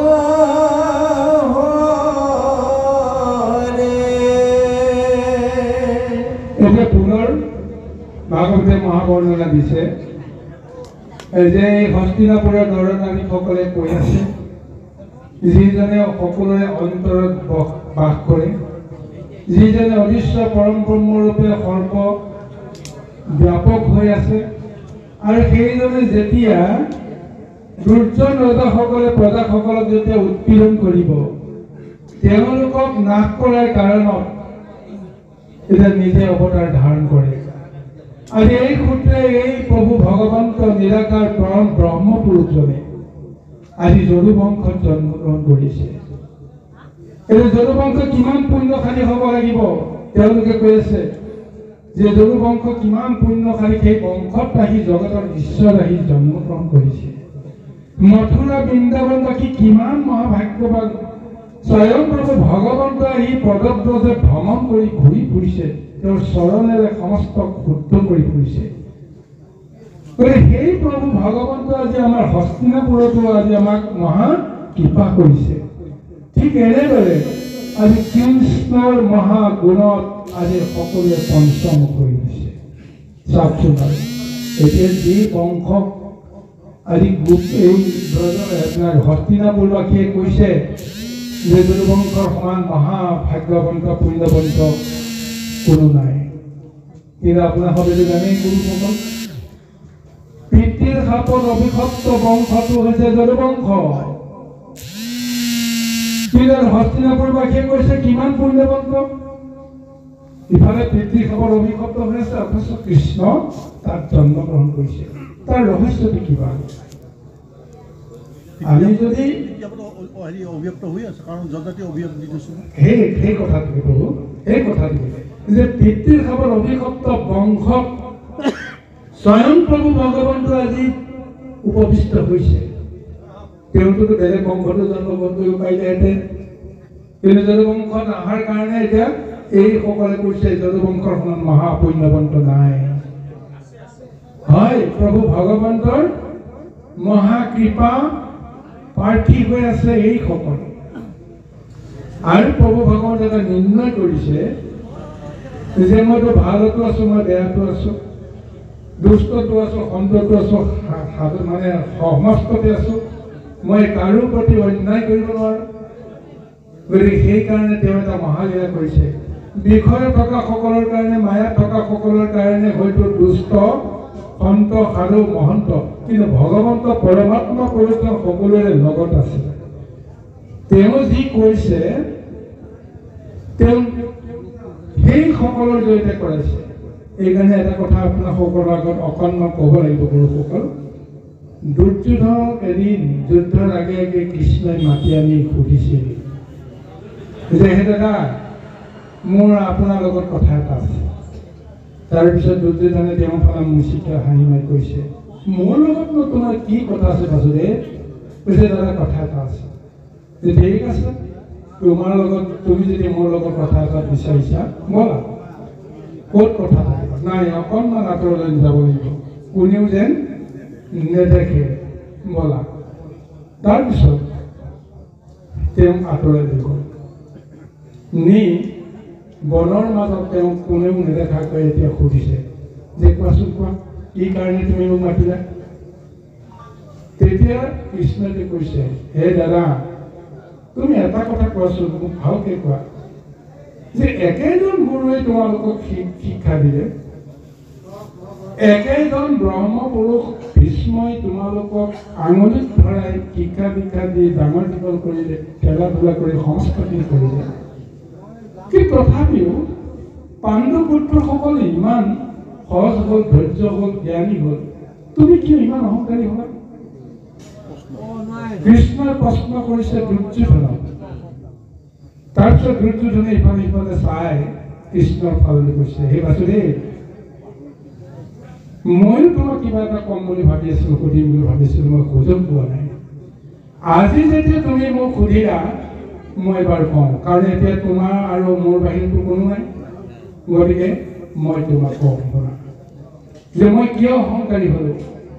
তেতিয়া তেওঁ কৈছে, ধৰ্মটো জানো সময় তথাপি প্ৰবৃত্তি নোহে, অধৰ্মটো নিবৃত্তি নহয়। হৃদিস্থিত হৈয়া তুমি যেনে কৰা বাহা স্বামী, দেখি দেখ কৰি বহুতে নহয়। অৰ্থাৎ দুৰ্যোধনে কৈছে যে মই ধৰ্ম কি অধৰ্ম কি মই জানো, কিন্তু মই জানিও মই নিজৰ মতে কৰিব নোৱাৰোঁ। ধৰ্ম কৰোঁ কিন্তু প্ৰবৃত্তি নাই, অধৰ্ম কৰোঁ কিন্তু মোৰ নিবৃত্তি নাই, মই নিজৰ মতে কৰিব নোৱাৰোঁ। কিয়? হৃদয়ত থাকি তুমি মোক যিটো কৰিবলৈ কোৱা মই সেইটোহে কৰিম। এতিয়া তুমি যদি মোক প্ৰশ্ন কৰা তুমি কিয় অহংকাৰী হ'লা, উত্তৰটো তুমি তোমাৰ মাজতে তুমি পাইছা। তুমি নিজকে সোধা, মই কিয় অহংকাৰী হ'লোঁ? তুমি অহংকাৰী সজাইছা, মই অহংকাৰী হৈছোঁ। মোৰ হৃদয়ত থাকি তুমি মোক অহংকাৰী চিত্ৰটো তুমি দিছা, মই অহংকাৰী হৈছোঁ। কিন্তু মই চব জানো, কিন্তু মোৰ মতে মই কৰিব নোৱাৰোঁ, কাৰণ তুমি কৰিব নিদিয়া। গতিকে মই কেৱল এটাই জানো, প্ৰভু, নাজানো আবাহন, নাজানো বিসৰ্জন পূজা মন্ত্ৰ, নাজানো কিঞ্চিত, এতেকে পৰমেশ্বৰ ৰাখ বুলি ধৰি মূৰ গতি সাধু উচিত। দুৰ্যোধনে কেৱল সেইটোকে কৈছে, মই আবাহন, বিসৰ্জন, পূজা মন্ত্ৰ একো নাজানো, কিন্তু এটাই জানো যে তুমি মোৰ হিত সাধন কৰিবা, মোক অচিত গতিটো যেতিয়া তুমি প্ৰদান কৰিবা, ইয়াৰ বাহিৰে মই আৰু তোমাক মই একো নিবিচাৰোঁ। এটা তত্ত্ব এইখিনি কথা আপোনাক সোধাৰ এটা সুযোগ লৈছিলোঁ, কিন্তু কথাটো প্ৰচাৰটো আপুনি আগতে কৰিলে। জয় কৃষ্ণ। বাৰু ঠিক আছে বাৰু। এই প্ৰশ্নটো এনেকুৱা আছিলে হয় যে দুষ্ট আৰু শান্তৰ সৃষ্টি কিয় হ'ল, কথাটো পায়েই গ'লোঁ। হয় কৃষ্ণ। প্ৰভু ভগৱতে লীলা কৰিবলৈ আহোঁতে দুটা পক্ষ ল'বই, দুটা পক্ষৰ মাজতে খেলখন খেলাব। এখন কমিটি হৈ পেলাই যদি এটা প্ৰতিপক্ষ এটা যদি নিদিয়ে তেতিয়াহ'লে সৃষ্টি কেনেকুৱা? প্ৰথমতে প্ৰভু ভগৱতে লীলা কৰিবলৈ আহোঁতে সেইকাৰণে তমগুণৰ সৃষ্টি কৰিলে, তমগুণ নহ'লে নহ'ব নহয় আকৌ, হয়নে? শক্তিৰ ৰূপত তমগুণটো সৃষ্টি কৰিলে, তাৰপিছত ৰাজসিক গুণটো সৃষ্টি কৰিলে, শেষতহে সতগুণটো সৃষ্টি কৰিছে। সতৰ ৰজ তম বুলি কৈছে সঁচা, কিন্তু তমৰ ৰজ সতহে আচলতে ভগৱন্তে এই ক্ৰমতহে সৃষ্টি কৰিছে। গতিকে প্ৰভু ভগৱন্তে যি কৰিছে নিজৰ শক্তিৰে কৰিছে, কিন্তু আমাক এই তত্ত্বটো দিবলৈ কৈছে যে সতগুণ যিমান শুদ্ধ বুলি ভাবা যায়, ৰজগুণো সিমানেই শুদ্ধ হ'ব পাৰে, তমগুণো সিমানেই শুদ্ধ হ'ব পাৰে। যদি তমগুণ শুদ্ধ হয় তেতিয়াহ'লে তেওঁ ভকত হ'ব পাৰে। ৰজগুণ যিমানেই আপোনাৰ শুদ্ধ নহওক, তামসিক গুণটো যদি আপুনি ৰক্ষা কৰি থাকে তেতিয়াহ'লে আপোনাৰ সতগুণে আপোনাক পাৰ দিব নোৱাৰে। কিন্তু তমগুণটোক আপুনি শুদ্ধ কৰিব লাগিব। এইকাৰণে তমগুণী পুৰুষজন কোন হৈছে? শিৱ। এই শিৱই ভগৱন্তৰ 1 নম্বৰ ভক্ত। তমগুণৰ গুণবিলাক সমস্তখিনি প্ৰভু ভগৱন্তকে সমৰ্পণ কৰি তেওঁ কৰ্ম কৰি আছে। ভগৱন্তে সৃষ্টি কৰে এই সতৰজ তম 3 গুণ, তাৰ পৰা আমি কোনেও আঁতৰিব নোৱাৰোঁ যে মোৰ কেৱল সতগুণে আছে বাকীখিনি নাই, ক'ব পাৰিব নেকি? নোৱাৰে। 3টা গুণক ঈশ্বৰক সমৰ্পণ কৰিব পাৰিলে আপুনি তেতিয়াহে ঈশ্বৰৰ কৃপা পাব। সেইকাৰণে কৈছে যে তমগুণত নিকুতি হ'ব নোৱাৰে বুলি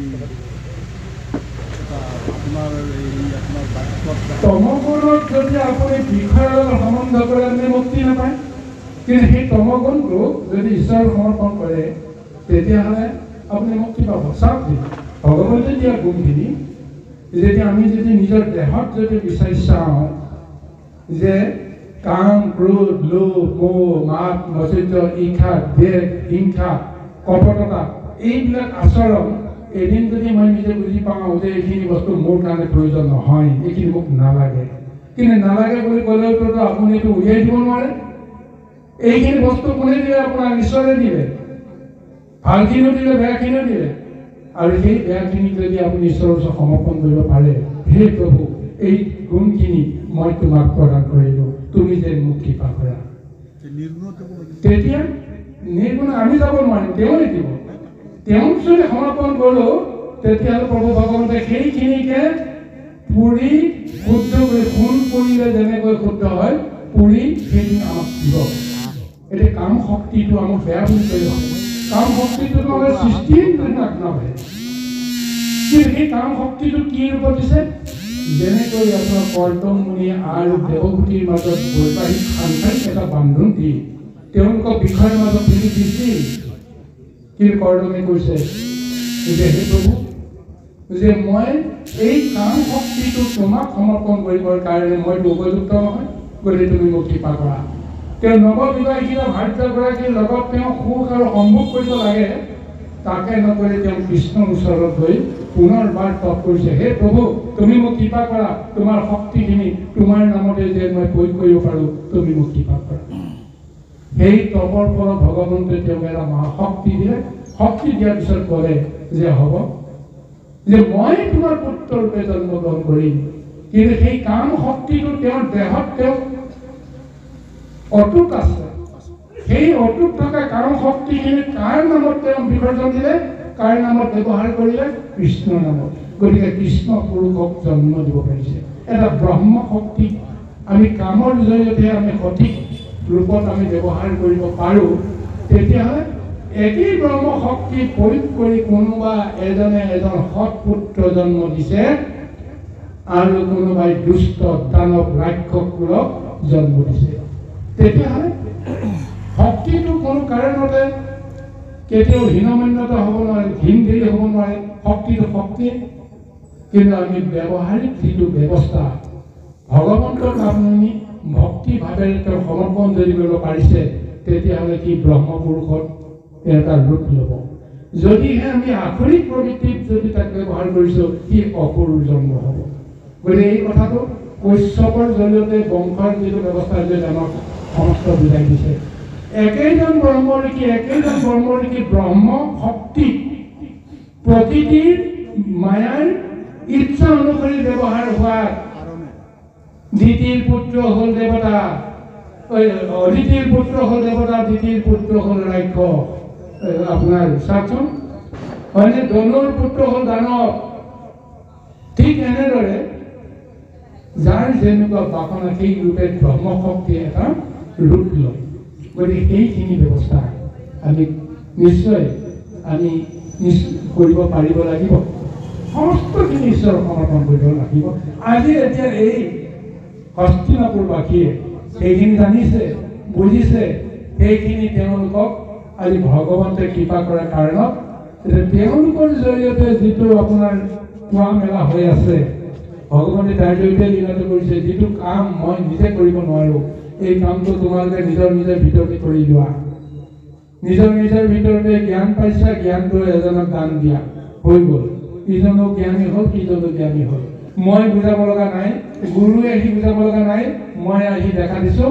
তোমালোকক দেখা দিয়ে অন্তৰাত্মাক মই জ্ঞানৰ অনুভূতিটো জগাই দিছোঁ। সেইখিনি তোমালোকে কণা কণি কৰি কোৱা মেলা কৰি সমস্তকে বুজাই দিয়া।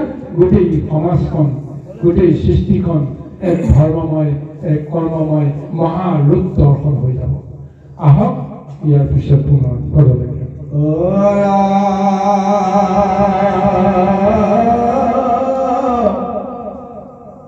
দেখিওৱা সহ্য ভাগ্য সিটো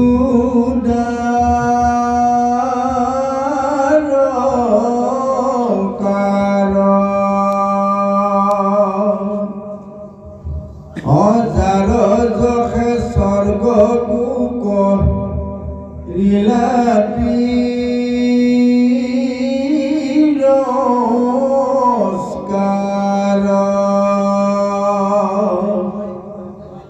যাৰ প্ৰজা অনুদিনে দেখে কৃষ্ণ মুখ স্বৰ্গটো নাহিকে জানো অব্ৰহ্ম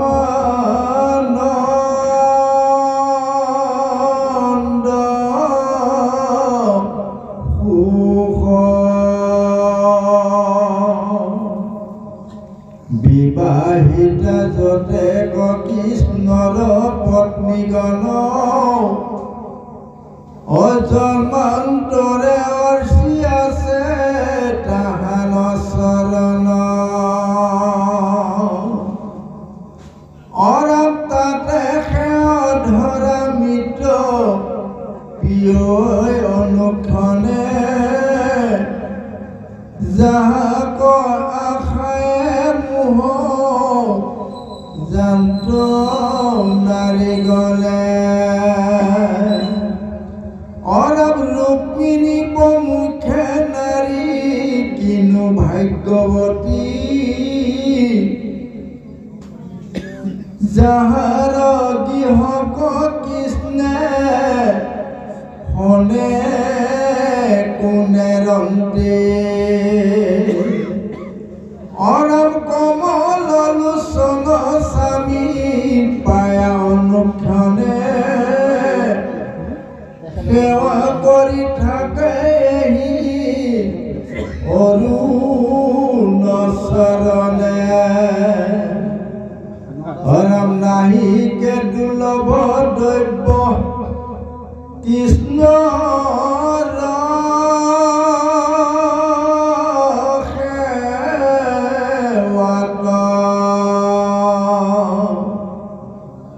দুৱাৰতে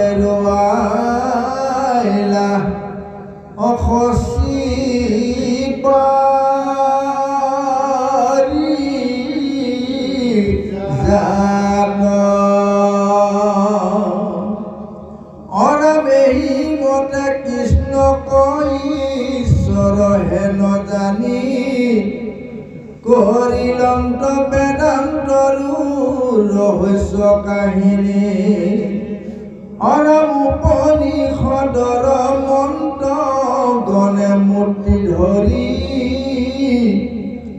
শুনে কৃষ্ণ কাহিনী পৰম ৰংগ কৰে আমাৰো ৰহস্য কথা কিমতে জানিল ইহে নাৰীগণে সংসাৰক নিস্তাৰিল অৰামতা সম্বাৰ প্ৰেম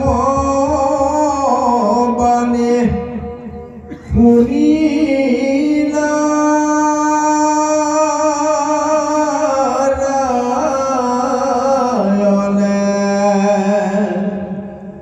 অহাসিয়া সবাকো চাই কটাক্ষ নয়নে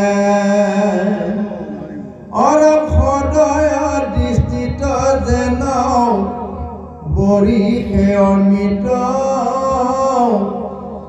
মিলিত আনন্দ ভয়া হিয়াত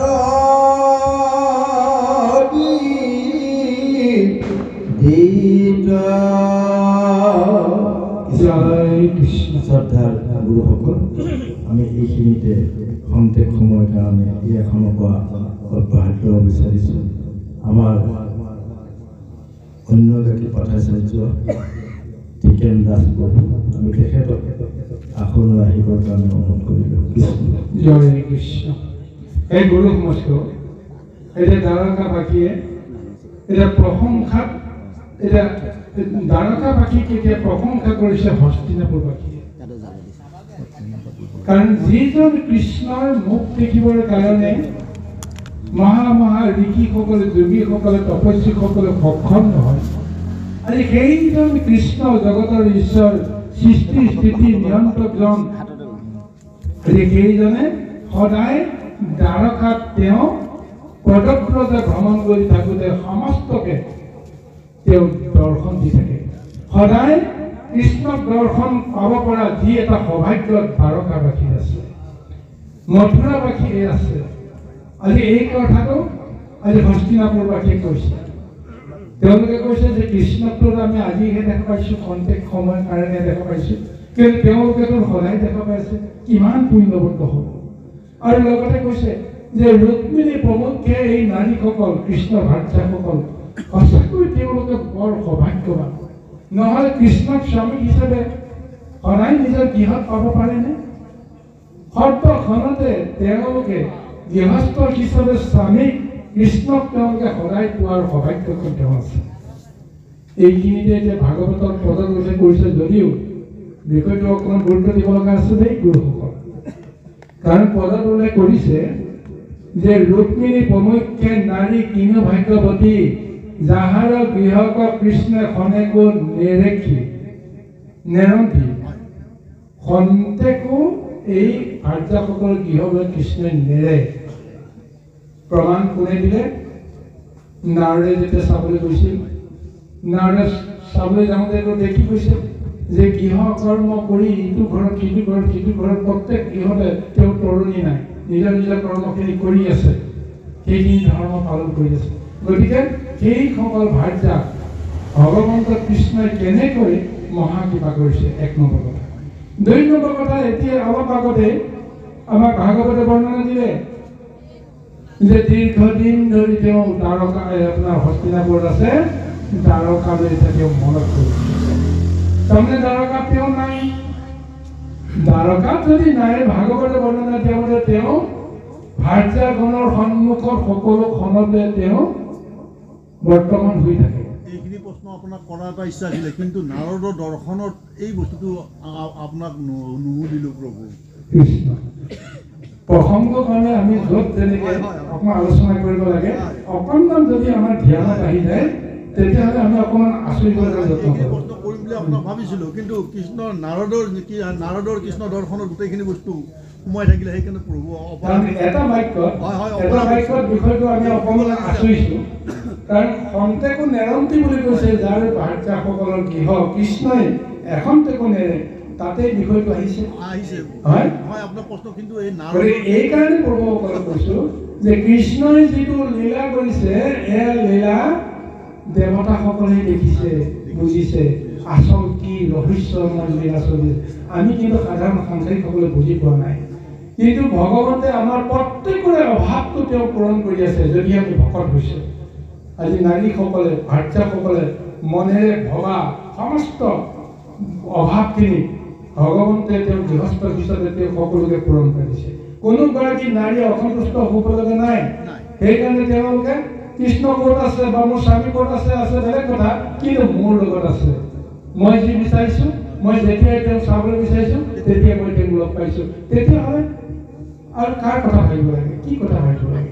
গতিকে এই স্বৰূপটো ভগৱন্তে আজি তেওঁ কিয় কৰিব পাৰিছে? তেওঁ যিহেতু এইটো পাৰমাৰ্থিক লীলা কৰি আছে। যিটো তেওঁ দেহ ধাৰণ কৰিছে, এইটো দেহ ধাৰণটো পাৰ্থিৱ দেহ নহয়। এই কথাটো আপোনালোকে মানি ল'ব। বহুদেৱ দৈৱকী পুত্ৰ বুলি লোকক দেখুৱাইছে, কিন্তু তেওঁ কাৰো পুত্ৰ হ'ব নোৱাৰে। তেওঁৱে সমস্ত জগতৰ পিতা, তেওঁৱে সমস্ত জগতৰ মাতা, তেওঁ কাৰ পুত্ৰ হ'ব? কিন্তু লোককে দেখুৱাইছে যে কাৰোবাৰ পুত্ৰ হ'লে তেওঁ কৃপা কৰা হওক, তেওঁ মান্যতা দিয়া হওক। গতিকে সেইখিনি তেওঁ কৰিছে কাক? এতিয়া বহুদেৱ দৈৱকীক পিতৃ মাতৃ পৰিচয় দি, নন্দ যশোদাক পিতৃ মাতৃ পৰিচয় দি তেওঁলোকক কৃপা কৰিছে, ধন্য কৰিছে। কিন্তু প্ৰকৃততে তেওঁ এই পাৰমাৰ্থিক লীলা কৰিছে।